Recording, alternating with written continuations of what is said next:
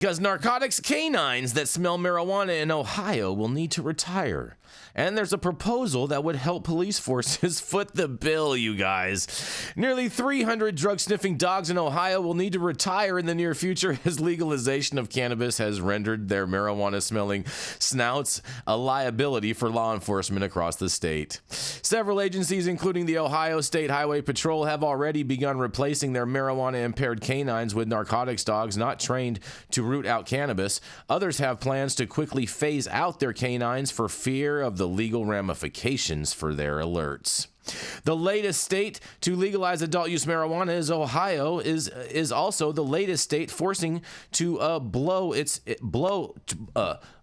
to its police force, dog force, something Representative Sean Berman called an unintended consequence of the passage of Issue 2.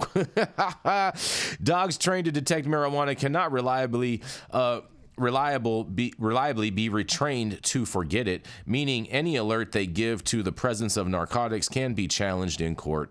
With law enforcement agencies, big and small, facing potentially astronomical costs to replace marijuana-impaired dogs, Brennan, Democrat from Parma, and Representative Josh Williams, Republican from Sylvania, hope to ease the financial burden, and soon their proposal, House Bill 396, would give police forces up to $20,000 per canine to offset the cost of acquiring, training, and equipping narcotics dogs that don't alert to the smell of cannabis. In a quote, "If you're a drug trafficker from Pennsylvania and you want to transport cocaine into the state of Ohio across to Indiana, all you need to do is put a joint in your cup holder," Williams, a criminal defense attorney by trade, said. "If the dog alerts on that vehicle and he's been trained and imprinted of the smell of marijuana, the whole entire search gets thrown out in court," he says. Sergeant Joe Albert, public information officer at Columbus Police, said although the department stopped training canines to detect marijuana after hemp was legalized in late 2018, 4 marijuana-impaired dogs remain on the force. Columbus Police plan to retire 2 of those dogs within the year, he said, and the force currently has 5 narcotics dogs trained to ignore cannabis. In a quote, they say, $20,000 per canine can help ensure agencies have a way to continue to address all the crime and community issues that come with illegal drug activity, Albert said in an email.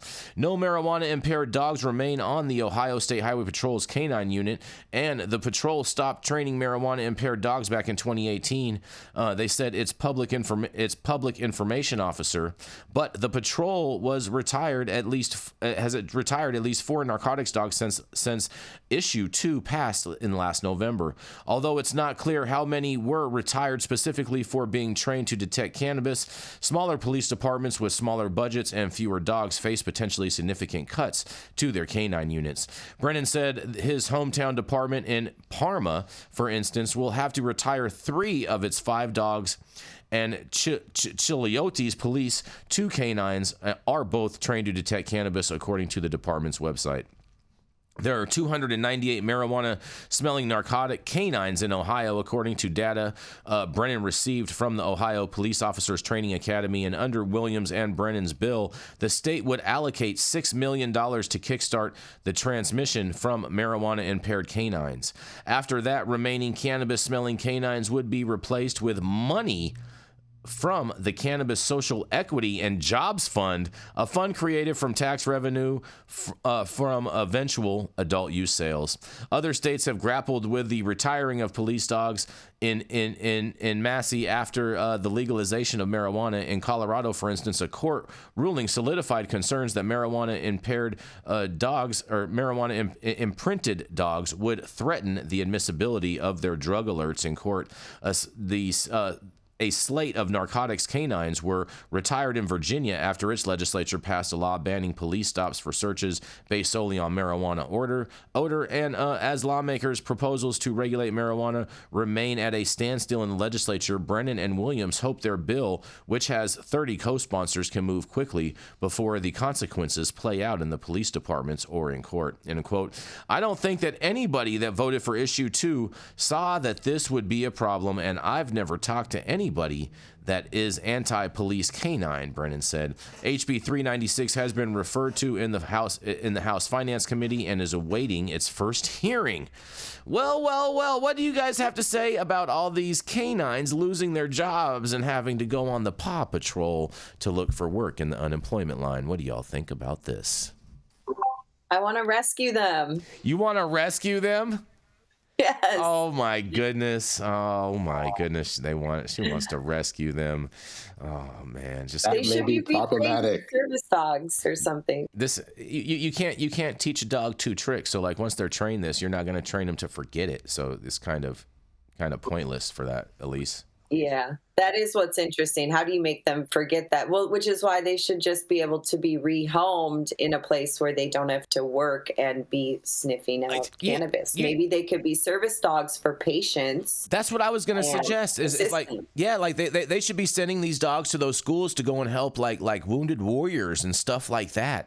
And then that way, all the veterans that are using these dogs, then if they lose their bag, the dog can still go find the bag for the owner. No. No, you don't think that's practical, Dr. T?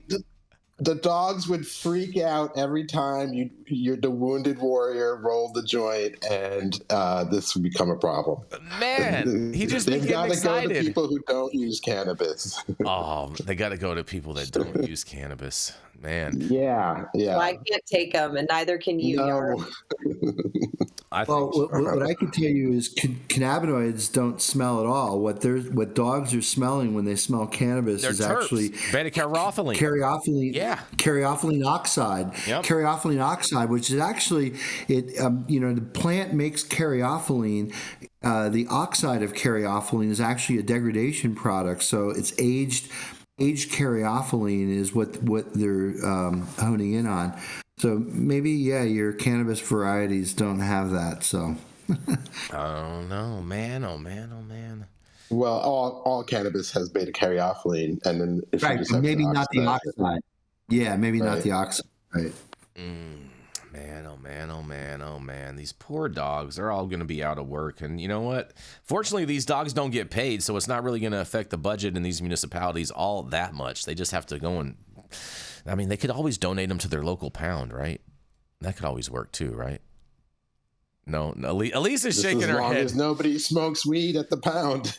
I mean, it's just don't walk outside when the staff is on their 5-minute breaks. But we're gonna keep this train rolling. You know, like a bunch of wild dogs running through the snow in Antarctica. You know what I'm saying, Elise? See, there we go. There's a little doggy right there.